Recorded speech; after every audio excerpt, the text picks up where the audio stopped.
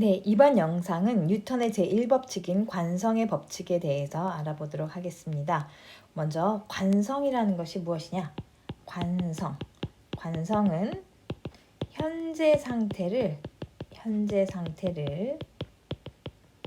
유지하려는 성질입니다. 유지하려는 성질입니다. 관성. 현재 상태를 유지하려는 성질이다. 자, 다시 한번 중요한 건 현재 상태를 유지하려는 성질입니다. 여러분 여기서 간혹 탄성이랑 구별하셔야 되는데요. 탄성은 나 원래대로 돌아갈래, 나 돌아갈래 하는 성질이에요. 복원력에 의해서 원래 상태로 돌아가려는 성질이고요. 관성은 현재 상태를 유지하려는 성질이다 이렇게 생각하시면 되겠습니다. 관성은 약간 습관이라고 생각하면 좋을 것 같아요. 습관이란 건 하던 대로 계속 하려고 하는 게 되는 게 습관이잖아요. 늦잠을 자기 시작하면 계속 늦잠을 자고 싶어지고 하던 대로 하고 싶어 하는 게 우리가 편하게 이렇게 적응이 되는데요. 관성은 그런 현재 상태를 유지하려는 성질입니다. 간단하게보다는 어떤 물리학적으로 얘기해서 정지 상태에 있었던 물질은 계속 정지 상태에 있고 싶어 하고요. 운동 상태에 있던 물질은 그 상태로 계속 운동하려는 성질이다 이렇게 생각하시면 될 것 같아요. 가만히 있던 물질은 계속 가만히 있으려 하고 달리고 있던 물질은 그 상태로 계속 달리려고 하는 성질이고요. 이 관성은 어떤 특성이 있냐면 질량이 클수록 크다 이런 특징이 있습니다. 그래서 여러분 이렇게 덩치가 좀 큰 사람들은 가만히 있던 경우에는 계속 가만히 있으려는 성질이 크고 달리던 경우에는 계속 달리려는 성질이 크기 때문에 운동 상태를 변화시키기가 어려워요. 그래서 우리가 이렇게 질량이 큰 사람들은 보통 이제 운동에서 헤비급이라 그러죠. 헤비급. 권투라든가 이런 거 할 때 뭐 레슬링이라든가 헤비급 선수들은 가다가 갑자기 방향을 바꾸는 게 쉽지 않습니다. 뭐가 크기 때문에? 관성이 크기 때문에. 그런데 이렇게 가벼운 사람들은 요리로 갔다가 하는 게 쉬워요. 막 달리다 갑자기 멈추고 하는 게 좀 더 쉬운 사람들이 가벼운 사람들이에요. 그래서 여러분 축구 선수들 운동 훈련하는 거 보면은 막 이렇게 그림 이상하네. 이쪽으로 달려갔다가 갑자기 이쪽으로 왔다가 하는 훈련을 계속 하는 게, 또는 농구 선수들이 막 공을 가지고 요리로 갔다가 확 요리로 갔다 하는 것들이 그런 훈련을 많이 하는 이유가 그게 쉽지 않기 때문에 그렇습니다. 그런데 이 관성 때문에 생기는 힘을 우리가 관성력이라고 하는데, 요건 좀 이따 다뤄보도록 하고 우리 이제 버스의 예를 한번 들어보도록 할게요. 버스가 이렇게 있는데, 버스가 이제 예를 들어서 정지 상태였어. 근데 여기 사람이 있었단 말이죠. 이렇게 사람이 타고 있었어요. 이게 버스 앞이고, 이제 버스가 정지 상태에서 이제 만약에 출발하면 정지 상태에서 출발을 하게 되면 어떤 일이 벌어지냐면 버스는 앞으로 가고요. 예를 들어서 버스는 이렇게 앞으로 가게 되고요. 버스는 앞으로 가게 되죠. 근데 나는 이 자리에 있으려고 해. 하지만 나는 공중에 떠 있지 않기 때문에 발은 따라갈 수밖에 없죠. 이렇게 되겠죠. 그래서 이 안에 있는 사람이 느낄 때는 어디로 뒤로 어떤 힘이 작용해서 넘어지는 것과 같은 효과가 나타나게 되고요. 달리던 버스가 갑자기 멈추게 되면요. 자, 얘가 달리고 있습니다. 운동 상태인데 갑자기 정지 상태가 돼버려. 그러면은 요 안에 있던 사람은, 자 볼까? 버스가 갑자기 멈추면 이 바닥은 가만히 멈춰버렸지만 이 몸뚱아리는 계속 달리려고 하는 성질 때문에 앞으로 가겠죠. 이렇게 앞으로 넘어지게 됩니다.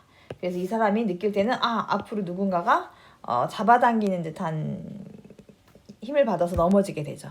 여러분 보통 이런 경험 많이 하시죠? 버스가 급정거할 때, 운동하다 갑자기 멈출 때 확 넘어지는 경험을 해본 적 다 있을 겁니다.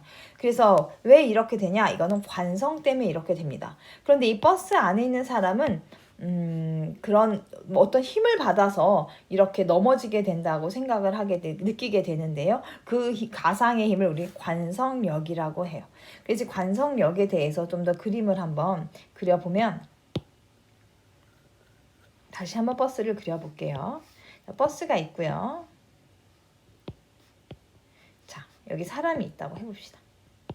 사람이 있어요.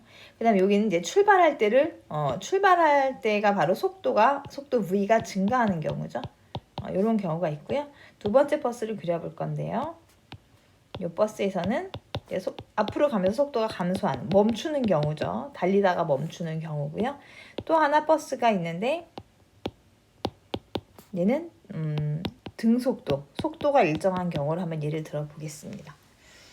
자, 첫 번째 속도가 증가할 경우 이 사람은 어디로 힘을 받냐면 색깔펜 들고 이 사람은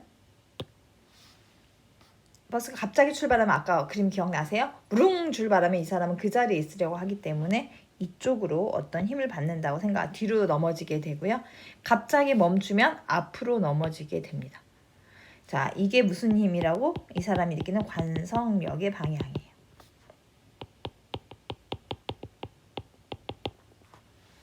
자, 그러면 여러분 어떤 특징들을 생각해 볼 수 있냐면 이렇게 오른쪽으로 운동하는데 관성력은 뒷방향. 그러면은 운동 방향과 반대 방향인가 이렇게 생각할 수도 있는데 두 번째 경우를 보면 오른쪽으로 가면서 관성력은 같은 방향이거든요. 자, 그럼 관성력은 어떻게 체크를 해 봐야 되냐면 자, 다른 색깔 펜 준비해 볼게요. 여러분 잘 보시면 이 버스는 오른쪽으로 가면서 속도가 증가하고 있습니다. 속도가 변하려면 힘이 작용해야 되거든요. 그러면 여러분 상상해 볼까요? 어떤 물체가 있는데 이렇게 달리고 있는데 점점 빨라지려면 힘이 어디로 작용하는 거야? 그렇죠. 운동 방향과 같은 방향의 힘이 작용하면 얘는 빨라지게 되고요. 운동 방향의 반대의 힘이 작용하면 얘는 느려지게 됩니다. 물체가 빨라지거나 or 느려지는 빨 or 느를 결정하는 건 무엇이다? 운동 방향과 힘의 방향의 관계예요. 운동 방향과 힘의 방향이 같으면 빨라질 것이고 운동 방향과 힘의 방향이 반대면 느려지게 됩니다. 자, 그렇다면 이제 정리를 해보도록 하겠습니다. 첫 번째 그림의 경우에 힘의 방향은 오른쪽이 되겠죠. 그 다음에 두 번째 그림의 힘의 방향은 왼쪽이 됩니다. 자, 다시 한번 빨라지고 있기 때문에 운동 방향과 힘의 방향이 같은 방향인 걸 알 수 있고요. 느려진다는 것은 운동 방향과 힘의 방향이 반대라는 걸 알 수 있어요. 그래서 첫 번째 그림 보시면 힘의 방향은 오른쪽, 외력이라고 합니다. 이 경우에 이 힘을 외부에서 주는 힘이다 해서 외력이라고 합니다. 외력. 첫 번째 그림 보시면 외력의 방향과 관성력의 방향이 반대라는 걸 알 수 있고요. 두 번째 그림도 외력의 방향과 관성력의 방향이 반대라는 걸 알 수 있습니다. 그래서 우리가 정리를 해보면 첫 번째 관성은 이렇게 되고 두 번째 관성력의 방향은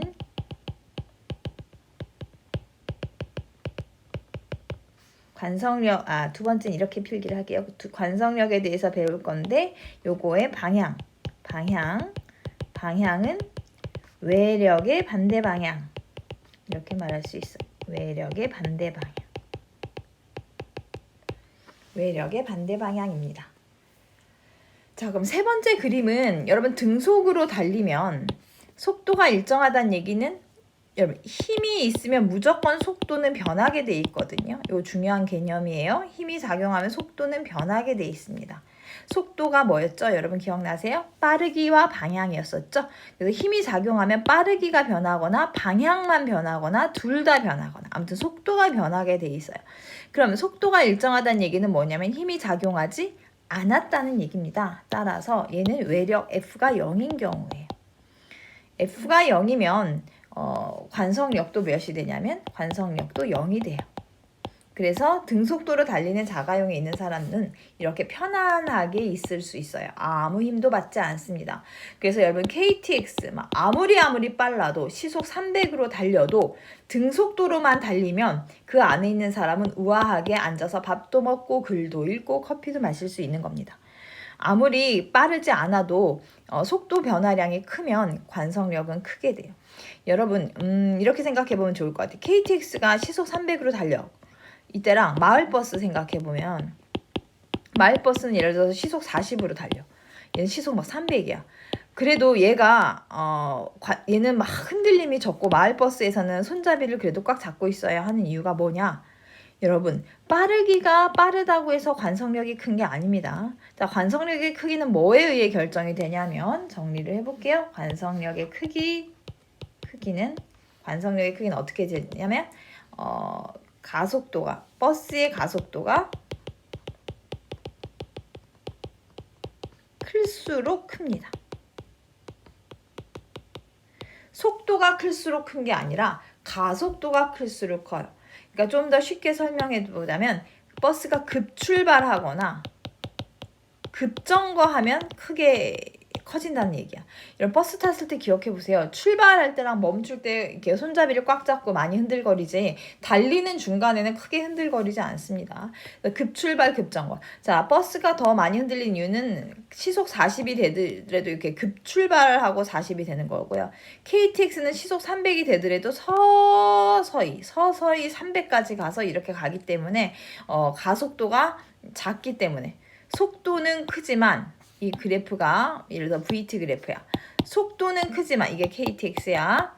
속도는 도도도도도도 하면 크지만 그 속도에 이르기까지 천천히 증가하는 거야. 그러니까 속도의 변화량은 작은 거야. 같은 시간에. 그런데 버스는 속도 자체 값은 작지만 가속도가 큰 거죠. 그래서 이 가속도의 크기에 비례해서 관성력은 생겨요. 자, 그래서 여기서 보시면 왜 그러냐면 빨간색으로 쓸게요. 관성력도 크기가 어떻게 되냐. 모든 힘은 MA에서 이렇게 결정이 됩니다. 요 A는 버스의 가속도가 되는 거예요. 아니, 버스가 아니고 버스의 가속도가 됩니다. 버스의 가속도가 여기 보시면 버스의 가속도가 크면 관성력도 커지는 거예요. 그래서 여기다가 필기를 해보시면 관성력은 MA, 여기 관성력도 MA 이렇게 돼요. 이 M은 당연히 사람의 질량이겠고 요거는 버스의 가속도가 됩니다. 요 A는 그래서 버스의 가속도를 알면 관성력의 크기도 알 수가 있습니다. 이해가 되셨나요? 자, 여기서 중요한 개념 다시 한번 정리해보면 등속도로 달리면 관성력은 존재하지 않습니다. 그 다음에 어떤 달리는 물체, 움직이는 물체의 가속도가 클수록 관성력이 커집니다. 자, 그럼 엘리베이터의 예를 들면서 우리가 이번 관성력을 마무리 지어 볼 건데요. 엘리베이터를 한번 그려볼게요. 버스 엘리베이터. 여기 사람이 이렇게 서 있어요.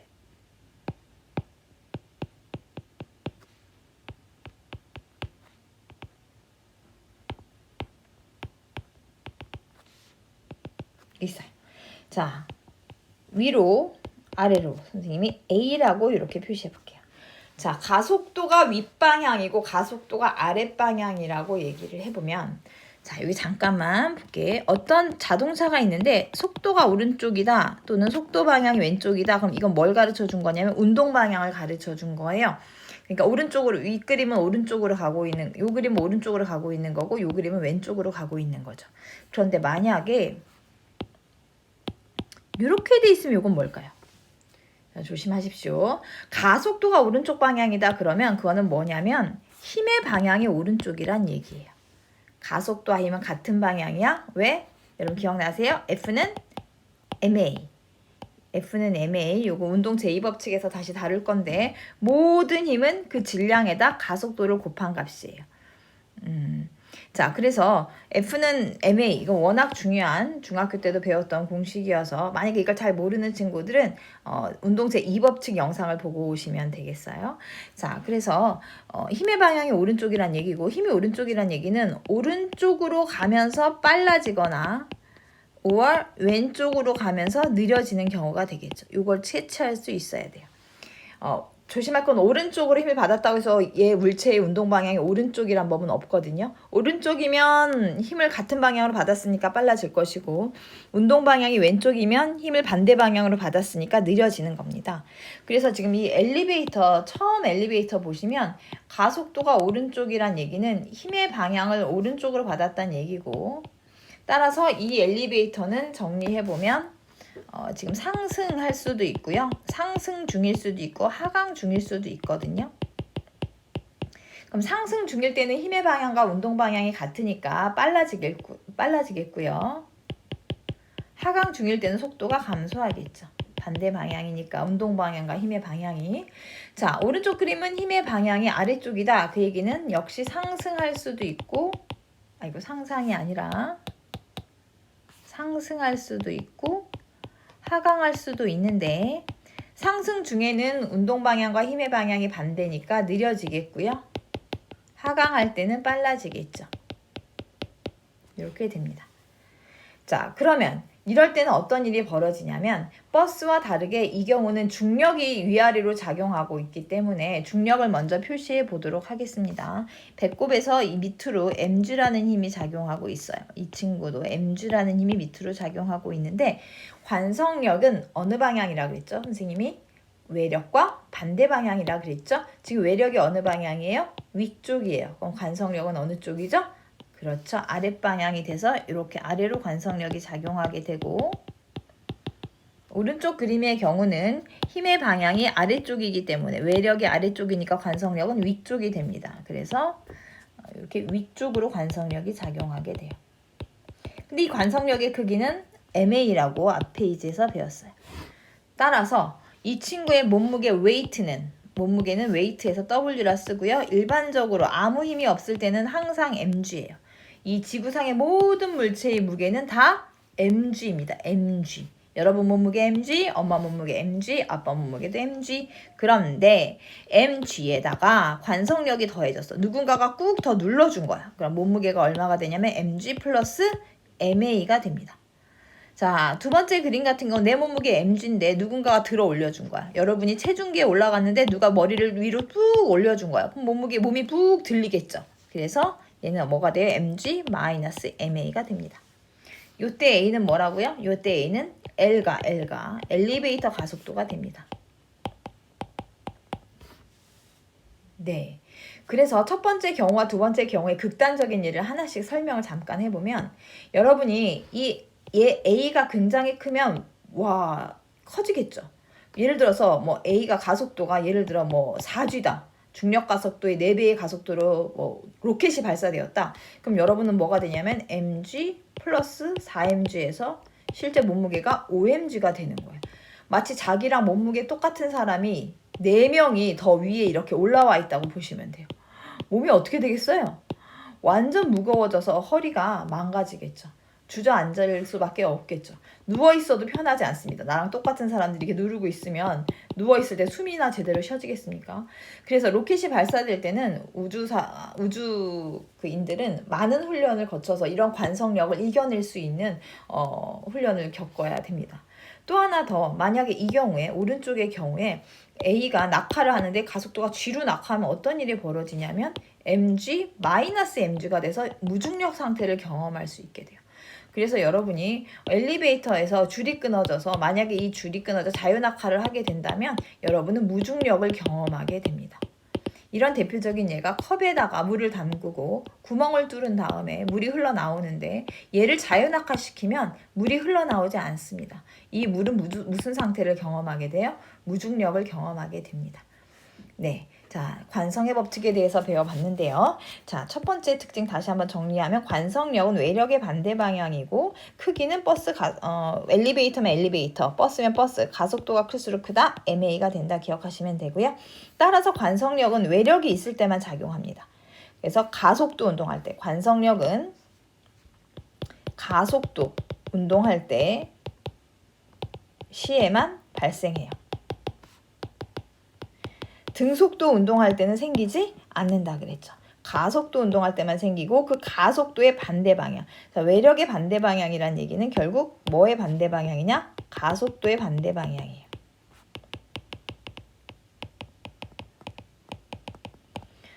자, 왜? 외력과 가속도는 같은 방향이거든요. F는 ma야. 외력과 가속도는 같은 방향입니다. 따라서 외력의 반대 방향 또는 가속도의 반대 방향 같은 말이고요. 관성력은 가속도 운동할 때만 생기지만 관성은 언제나 갖고 있는 성질입니다. 정지 상태에서도 있고요. 달릴 때도 있고요. 가속 운동할 때도 있고요. 관성은 조건이 없어요. 항상 물질이 갖고 있는 성질이고 그로 인해 생기는 관성력은 가속도 운동할 때만 생긴다. 이렇게 정리하면 되겠습니다. 수고 많으셨습니다. 바이바이.